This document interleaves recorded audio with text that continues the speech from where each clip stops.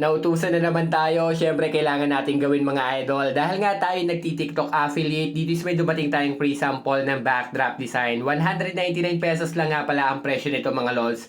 Pero bago ko umpisahan, gusto ko munang i-congratulate si Ma'am Mary Rose Vasquez mga lols na bibigyan natin ng 2 meters by 3 meters na grass carpet mga idol. At dahil nga marami rin talaga nag-comment sa atin na interested sila sa ating grass carpet na giveaways yan. Pasensya na po kung hindi natin malalahat, pero kada video or kada week mga idol is magbibigay tayo ng grass carpet mga idol na 2 meters by 3 meters lang mga idol. At syempre balik na tayo sa video. Ito nga mga lods yung ating Happy New Year or backdrop design na sobrang simple lang. Hasang-hasa na to. Alam ko namang nakita nyo na to sa iba.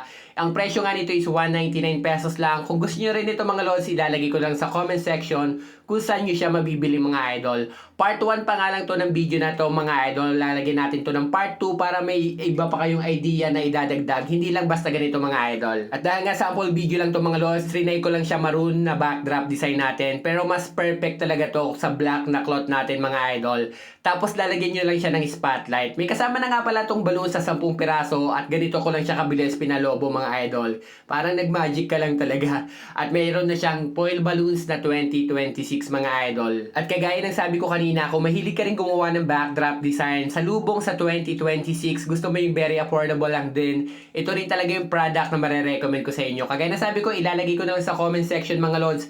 Part 1 pa lang to, gagawa tayo ng part 2 para meron kayong additional na idea kung paano siya mas pagagandahin kahit simpleng backdrop design lang mga idol. At dito nga mga lods is nilagyan ko lang siya ng pin mga lods yung ating 2026 na foil balloons. Sa lahat ng lobo sa taas, kaliwat kanan, is pin lang din yung ginamit natin dyan mga idol. Pati yung pinaka-curtain na foil mga idol is pin lang din nilagay natin. Pero meron naman siyang adhesive tape pero hindi ko na siya ginamit mga lods para pwede mo pa siyang magamit sa sunod nating mga backdrop design mga idol. At ito na yung simpleng backdrop design part 1. Abangan nyo na lang po yung part 2 kung interesado na rin kayo magkaroon ng grass carpet. I-comment nyo na lang po sa baba. Merry Christmas po sa lahat and advance Happy New Year po.